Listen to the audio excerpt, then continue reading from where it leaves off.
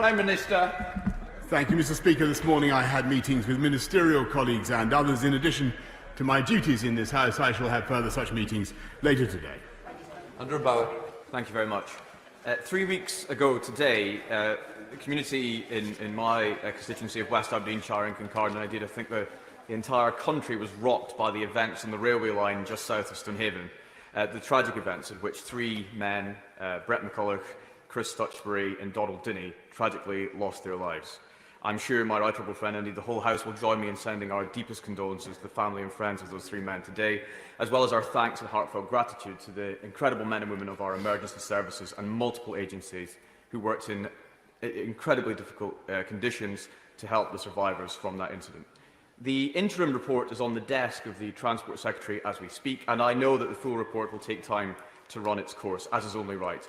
But what assurances can my right honourable friend give my constituents that the serious questions that they have will be answered, any recommendations will be implemented, and that the government will do everything it can to prevent an accident like this from ever happening again? Prime Minister. I thank my honourable friend, and I know the whole House will want to join with me in sending our condolences to the family and friends of Brett McCulloch, Donald Dinny and Christopher Stutchbury. And I would like to join my honourable friend in paying tribute to the extraordinary work of the emergency services and the public for the bravery that they showed. Britain's railways are among the safest in Europe, partly because we take accidents like this so seriously, and therefore we must ensure that we learn the lessons of this tragic event to make sure that no such incident recurs in the future. Now come to the Leader of the Opposition, Keir Starmer. Thank you. Can I join with the Prime Minister on those comments about the tragic events of just a few weeks ago? Mr. Speaker, can I also begin by paying tribute to John Hume, who passed away during recess. John was a beacon of light in the most troubled of times. He'll be seriously missed. Mr. Speaker, let me start today with the exams fiasco. On the day that thousands of young people had their A-level grades downgraded, the Prime Minister said, and I quote him, "The exam results are robust. They're good. They're dependable." The Education Secretary said there would absolutely not be a U-turn. A few days later, a U-turn. We learned yesterday that the Education Secretary knew well in advance that there was a problem with the algorithm. So a straight answer to a straight question, please, Prime Minister. When did the Prime Minister first know that there was a problem with the algorithm?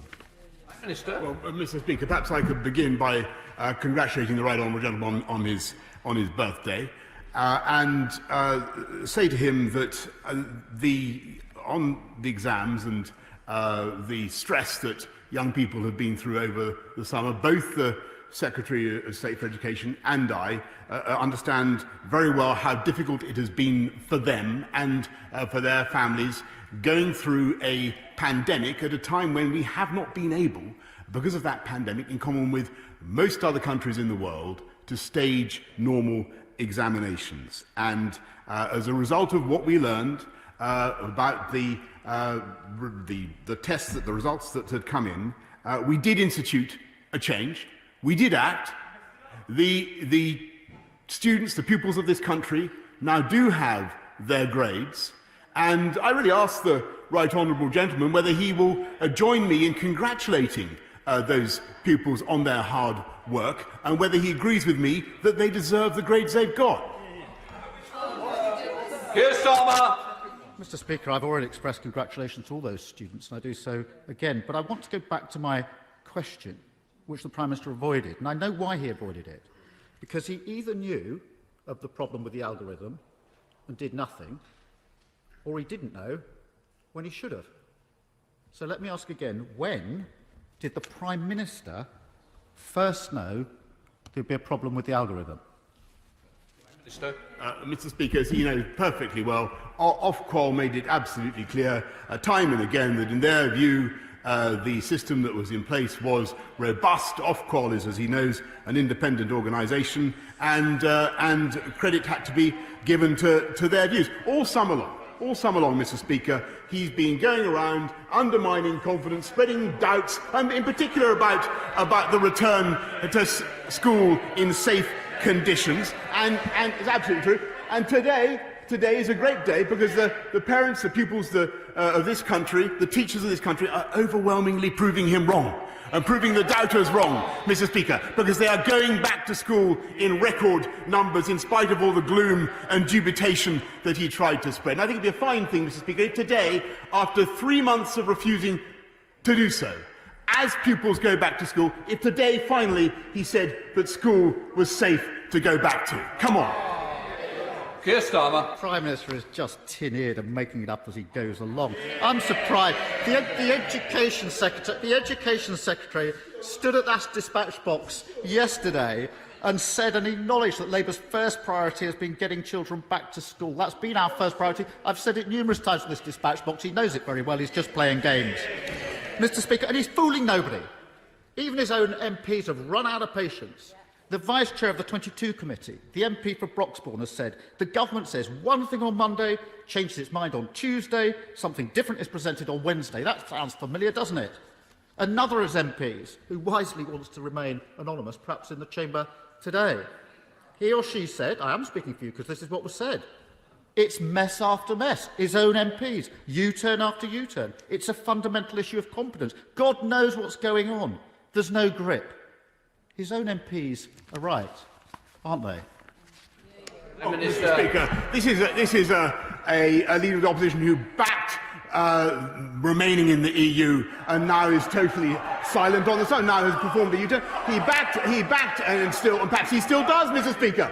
This is a leader of the opposition who supported an IRA condoning politician who wanted to get out of NATO and now says absolutely nothing. This is a leader of the opposition who sat on the front bench whilst there was anti-Semitism.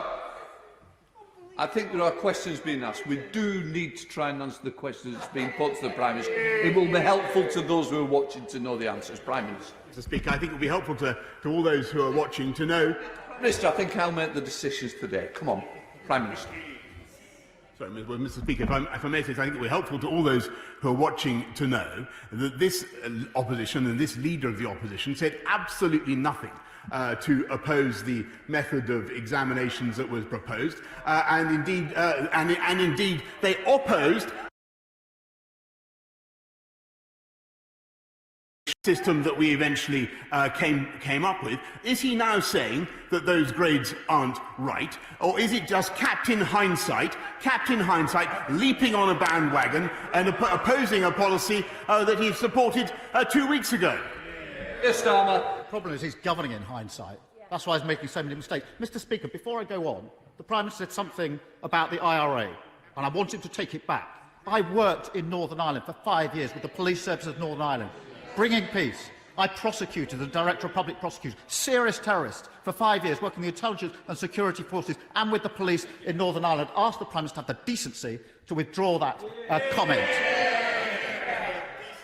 Mr. Prime Minister, it's the same every time. Pretend the problem doesn't exist, brush away scrutiny, make the wrong decision, then blame somebody else. This has got to change, because the next major decision for the Prime Minister is on the furlough scheme. The jobs of millions of people are at risk. The longer he delays, the more they're at risk. So will he act now, finally get this decision right, and commit to extend the furlough for those sectors and those workers that desperately need it? Prime Minister. Mr. Speaker, what we are doing in this government is getting people back to school, getting our pupils back to school in spite of all the doubts that he's tried to sow, and we are getting people back to work. What he wants to do is extend the furlough scheme, on which this country has already spent £40 billion. What we would rather do is get people into work through our Kickstart scheme, which we are launching today, £2 billion to spend to support people, young people in particular, to get in suspended animation. We want to move this country forward. That's the difference between him and us. Can I just say there was a question about the allegation and all that? I was very concerned that was the point I was making. I think, in fairness, I'm sure you would like to withdraw. Well, Mr. Speaker, I'm very happy to say that I think that I listened to the protestations of the Right Honourable Gentleman. I think they would have been more in order throughout the long years in which he supported a leader of the Labour Party. Leave it as it was. Yes. When the Prime Minister has worked with the security and intelligence forces prosecuting criminals and terrorists, he can lecture me. I asked him to do I asked him to do the decent thing, but doing the decent thing and this Prime Minister don't go together. This has been a wasted summer. The government should have spent it preparing for the autumn and winter. Instead, they've lurched from crisis to crisis, U-turn to U-turn. To correct one error, even two might make sense. But when the government's notched up 12 U-turns and rising, the only conclusion is serial incompetence.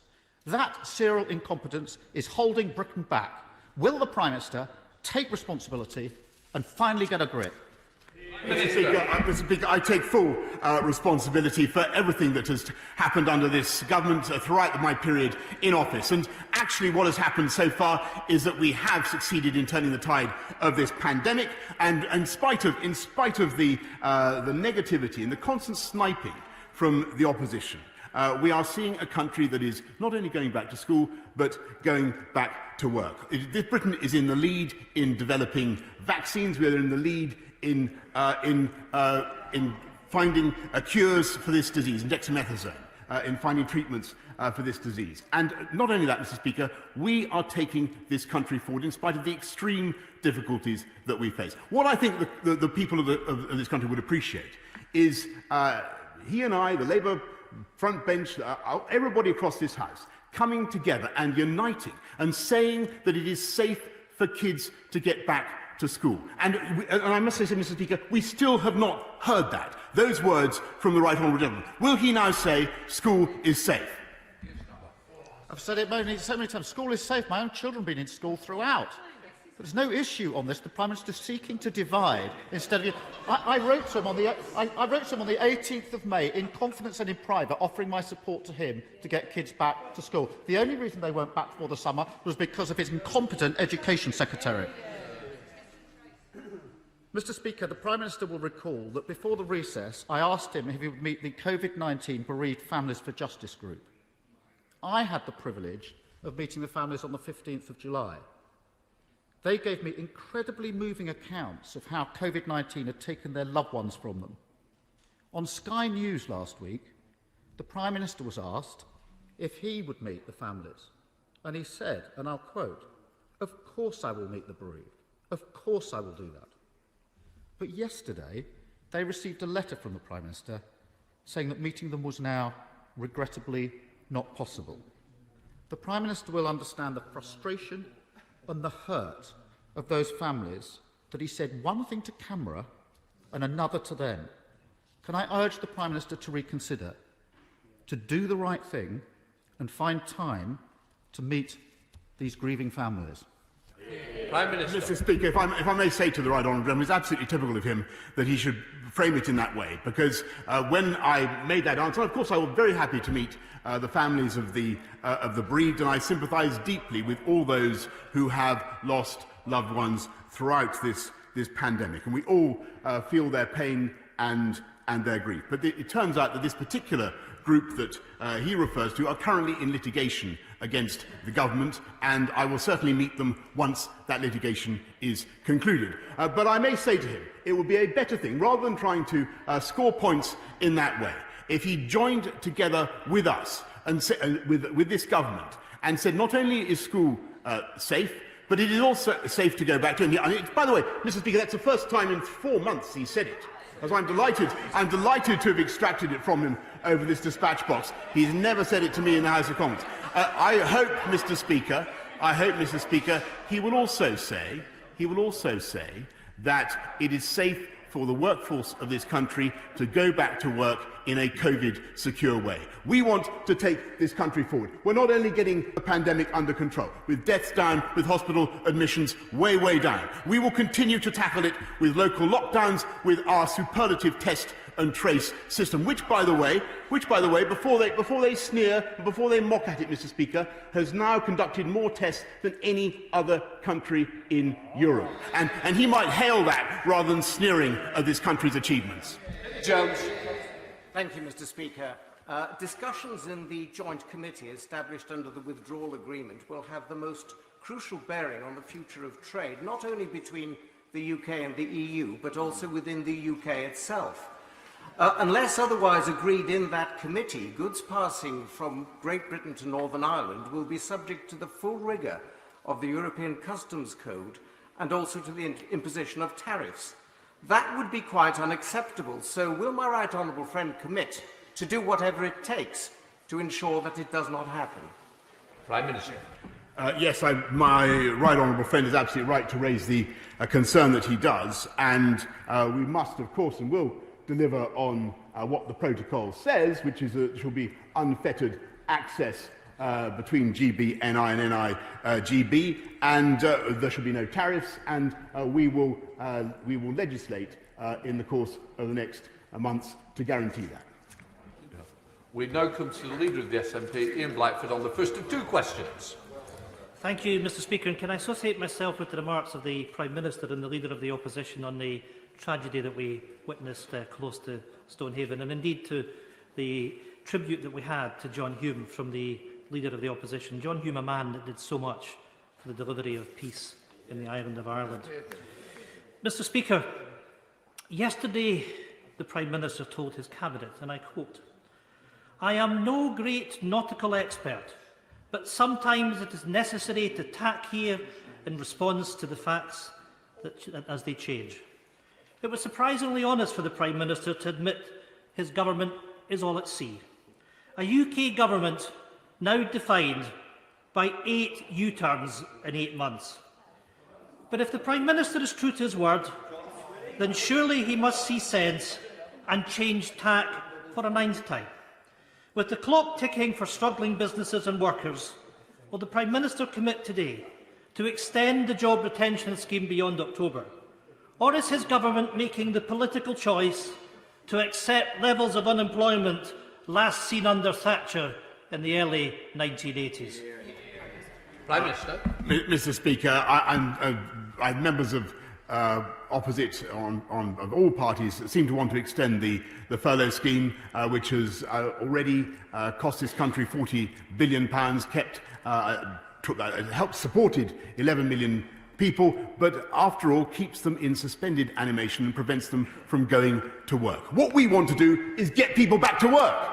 And that's why I hope he will instead support our Kickstarter scheme to get young people into jobs and support them in those jobs. How much better is that than languishing out of work? Ian Blackford. My goodness, Mr Speaker, languishing out of work. The furlough scheme is there to protect people so they can come back to work when the time is right. Mr Speaker, France, Germany and Ireland have extended their furlough scheme into 2021. Mr Speaker, they have made a moral choice. They are not prepared to punish their people with record levels of unemployment. You know, Mr Speaker, people in Scotland are seeing a tale of 2 governments. While the Tories are cutting furlough scheme support, yesterday Nicola Sturgeon was announcing new investment to protect jobs, including a youth guarantee. We all know that jobs are under threat if the furlough scheme ends in October. The power to end this threat lies with the Prime Minister. Will he do his duty and extend the furlough scheme, or are we going to return to levels of unemployment last seen under Thatcher, with the resultant human misery? Prime Minister. Mr Speaker, what we are doing is not only continuing with the furlough scheme, as he knows, until the end of this month, which is by far more generous, by the way, than anything provided in France or Germany or Ireland. We're continuing with it, but we will also, after that scheme elapses, we will get on with other measures to support people in work. And starting today, there is the Kickstarter scheme to help young people get the jobs that they need. That is in addition to a £160 billion package that we have spent to support the economy throughout this crisis. This government has put its arms around all the people of this country to support them throughout the crisis. That is what we are doing, and we will now help them to get back into work. Big break. Thank you, Mr Speaker. I share my right honourable friend's enthusiasm that those who can get back to work safely in their offices should do so. But realistically, many will only want to do so for 2 or 3 days a week.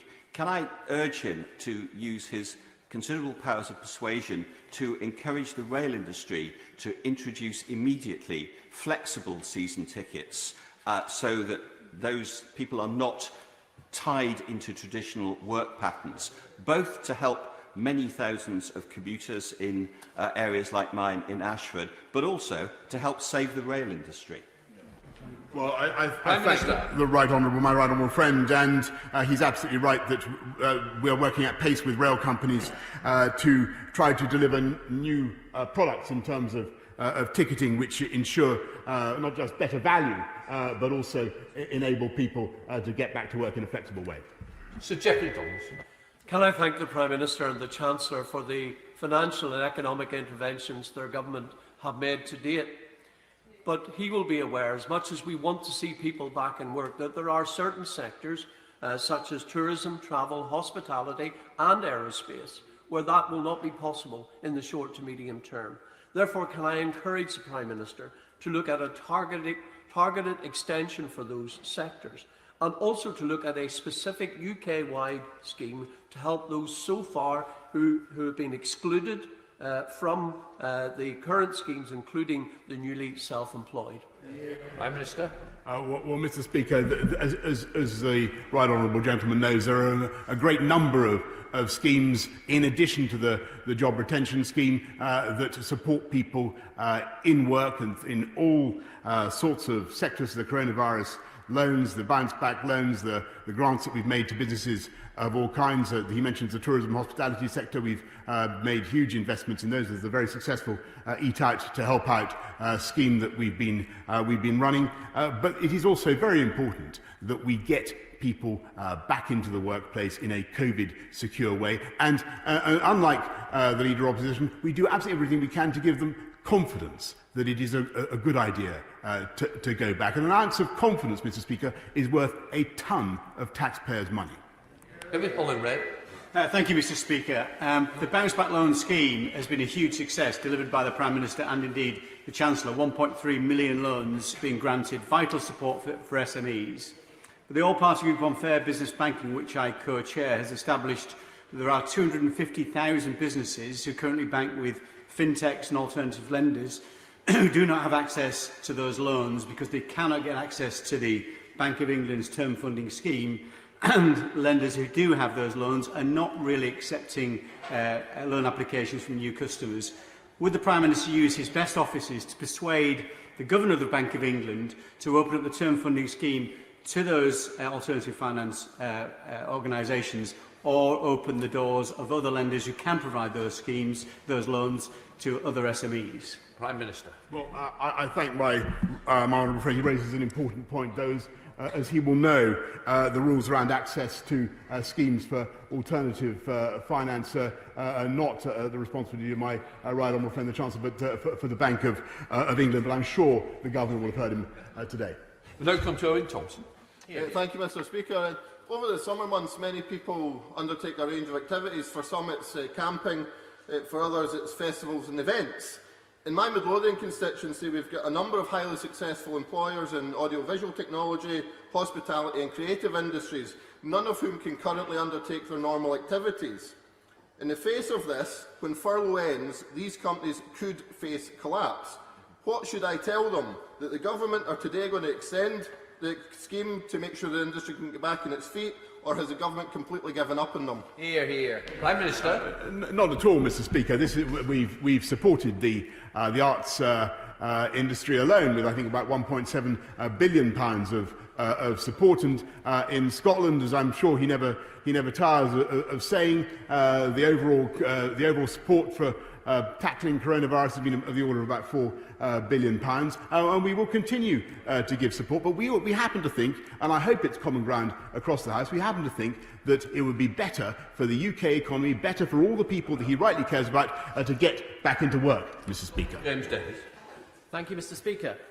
Now, one positive among the gloom of the COVID pandemic is that this year's I'm a Celebrity will be filmed not in New South Wales, Australia, but in our own North Wales. Even if I cannot tempt the Prime Minister to take part in a Welsh Tucker trial, would he commend ITV on its choice of venue and welcome the positive impact this can have on the regional economy? Prime Minister. I thank my honourable friend, and he's right to draw attention to the wonderful attractions of North Wales, which I know very well myself. when I tried to get elected there many years ago, unsuccessfully. And I congratulate him on his success, and may it be long repeated. Heading up to Adrian Shots with Neil Gray. Neil Gray. Thank you, Mr. Speaker. Earlier this summer, the Treasury floated a story in the Telegraph suggesting a public sector pay freeze to save money.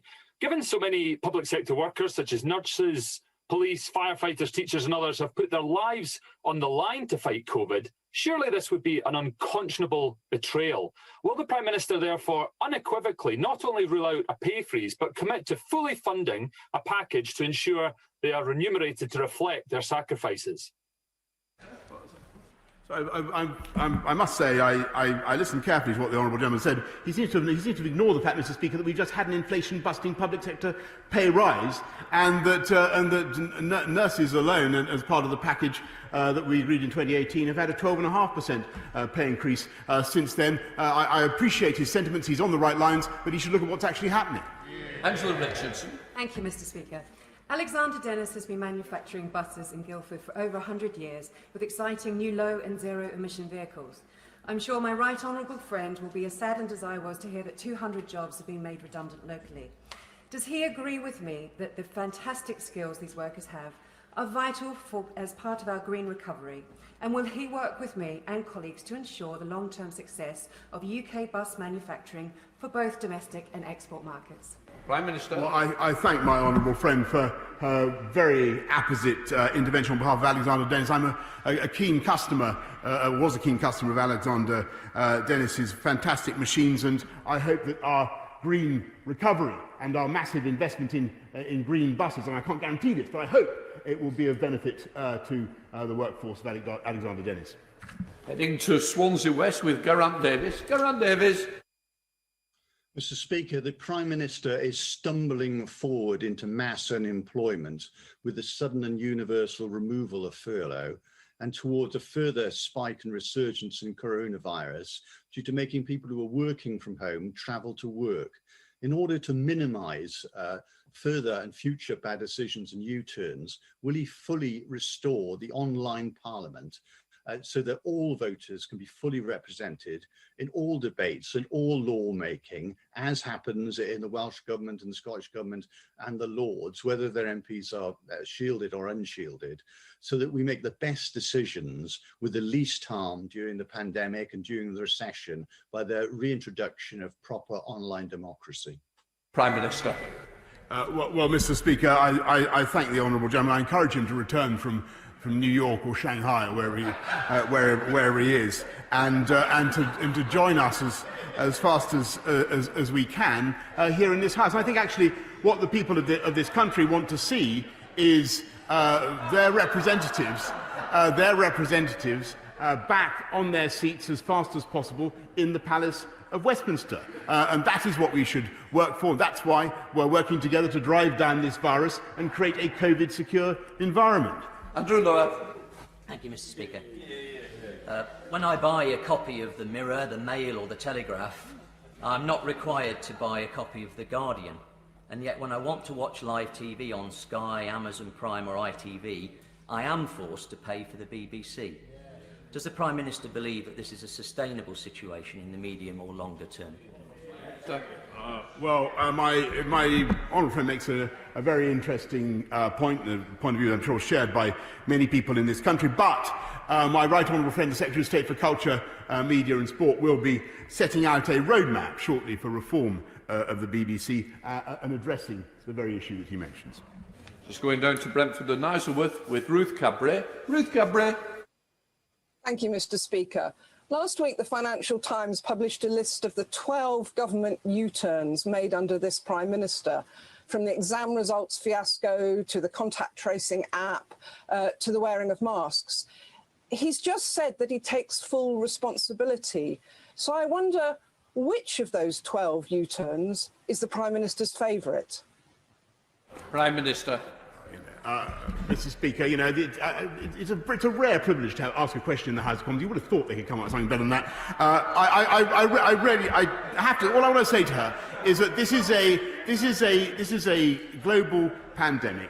that this government is dealing with extremely effectively at a medical level, and what we want to do now is, in a COVID-secure way, not only get our children back into school, because that's what's happening today, in spite of the I don't know where she's been on this question, but in spite of the leader of the opposition and his colleagues. And what we also want to do is get our country economy back on its feet again and get us back to work. So I hope that she and her colleagues will say that it is also safe to go back to work in a COVID-secure way.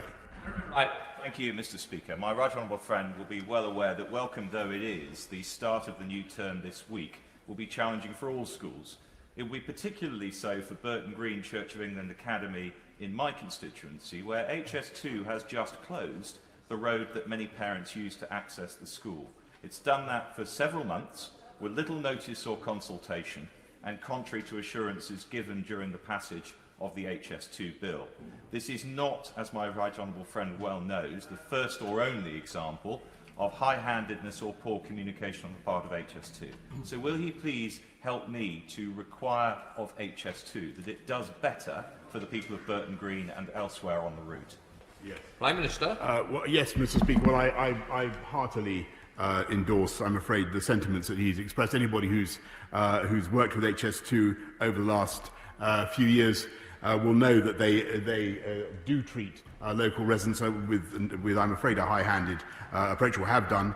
And what I can tell him, however, is that where there is damage to local roads, HS2 will pay compensation. I will certainly take his point up with HS2. Osborne. Thank you, Mr. Speaker. Low public confidence and social distancing measures means many businesses are struggling. If the job retention scheme ends in October, there will be catastrophic consequences for workers, businesses and the economy.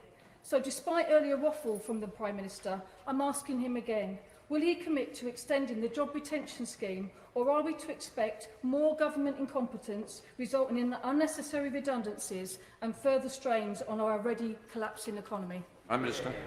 Mr. Speaker, I direct the honourable lady to what I've said already, which is that there will always be those who argue for an infinite extension of the furlough scheme and who want to keep people off work, unemployed, being paid very substantial sums for a very long time. I don't think that's the right thing. I think the best way forward for our country is to get people, as far as we possibly can, back into work. And there is the job retention bonus, as she knows, at the end of the year, and there are abundant schemes. Already £160 billion has been spent to support the economy throughout the crisis, and we will continue, as I said, to put our arms around the entire people to keep them going throughout this crisis. But furlough, indefinite furlough, is just not the answer. Lee Anderson. Thank you, Mr. Speaker. Our nation has a proud history as a safe haven for desperate souls. But now the asylum system is broken and being abused. So the people of Ashfield would like to know, when will the Prime Minister introduce legislation to fix the asylum system, which will save lives by taking back control of our borders? Prime Minister. I thank my honourable friend, and I have a great deal of sympathy with those who are so desperate as to put their children in dinghies or even children's paddling pools and try to cross the channel. But I have to say that what they are doing is falling prey to criminal gangs, and they are breaking the law. They're also undermining the legitimate claims of others who would seek asylum in this country. And that is why we will take advantage of leaving the EU by changing the Dublin regulations on returns, and we will address the rigidities in our laws that make this country, I'm afraid, a target and a magnet for those who would exploit vulnerable people in this way. Gavin Robinson. I'm very grateful, Mr. Speaker, and I trust that the Prime Minister had an enjoyable visit to Harland & Wolff's new yard in Appledore. He knows well the mother yard of Harland & Wolff in my constituency of East Belfast, and I just ask that the Prime Minister not only recognises the important strategic purchase of Appledore, but recognise that Harland & Wolff are now in an incredibly well-placed position to assist this country in our future defence needs. Prime Minister. Well, I'm grateful to the honourable gentleman, and yes, it was incredibly exciting to go to Appledore and see the potential of that yard, and to see what Harland & Wolff is is doing there. And also, of course, he's absolutely right in what he says about the potential for various other contracts, both in Devon and in Belfast. But I can't give him now the kind of guarantees that he wants over this dispatch box. But watch this space. Mr. Blackford, you haven't given me notice of this point of order. I think it is important just to clear up this matter. It isn't normally that I would allow urgent questions to be interfered with or statements, so therefore on this occasion I'm going to allow it. Ian Blackford. Thank you, Mr. Speaker. I'm most grateful. On Friday the 21st of August, the Daily Mail ran a front-page story revealing the location of the Prime Minister's holiday in Scotland. This was a violation of his family's privacy that neither myself nor my party in any way condone. Later the same day, a senior Conservative source in Downing Street told the Sun newspaper, and I quote, "The finger of blame for all this getting out is being pointed at the SNP, particularly Ian Blackford, who is local." This was subsequently repeated in a number of newspapers and broadcast outlets. This allegation and briefing was entirely and deliberately false. It was a targeted political smear from the Prime Minister's office. The photographer who provided the material for the original Daily Mail front page later confirmed that I was not the source in revealing the Prime Minister's location. A location, I might add, I was not even aware of. However, by this point, the damage was done. This matter has not only been the worst kind of political smear, the false allegation has equally resulted in security implications for myself and my family, given its serious and personal nature. You know, I can see the Prime Minister pulling a face, but all you have to do is to go to social media and see the threats that I was then forced to witness. It is a very serious situation when the apparatus of the UK government can be deployed in this way, manufacturing false briefings in order to attack an opposition politician. I raised this issue with the Prime Minister's office in writing. However, as I have not received a response, I am raising this point of order today to ensure these false briefings are now stopped and are never repeated for any parliamentarian. Prime Minister. Mr. Speaker, may I first of all say what a wonderful staycation holiday I had in the Right Honourable Gentleman's constituency. What a fantastic part of the world it is, and how thoroughly I commend it to everybody. It's absolutely beautiful location. He's very lucky to represent it. On the substantive point that he raises, I'm very happy to accept the assurances that he gives. However, I just draw his attention to, he talks about going to social media. I draw his attention to a tweet by a chap called Torquil Crichton on 17th of August, saying, "Ferocious Midge County in Wester Ross tonight, I hear, must be bad if you're fair-skinned and camping," and to which an account that purports to be the Right Honourable Gentleman, but I'm sure it isn't, because of what he has just said, says, "I wonder if an education at Eton stands you in good stead for these blighters." Anyway, Mr. Speaker, I'm sure that he had I'm happy to accept his assurances and his protestations, and I think we should leave it at that, Mr. Speaker. Yeah. What I would like to say, obviously, Mr. Brennan, thank you. Can I just say what I am very concerned about is the security implication to the Prime Minister and the security implication to the leader of the SNP. Please, can I just say to everyone, let's be very, very careful and let's learn from this. And obviously, it is on the record from both parties, and I hope we can draw a line under it. But please, let's take each other's security very, very serious. Thank you. In order to allow the safe exit of honourable members participating in this item of business and the safe arrival of those participating in the next, I am now suspending the House for 3 minutes. Order.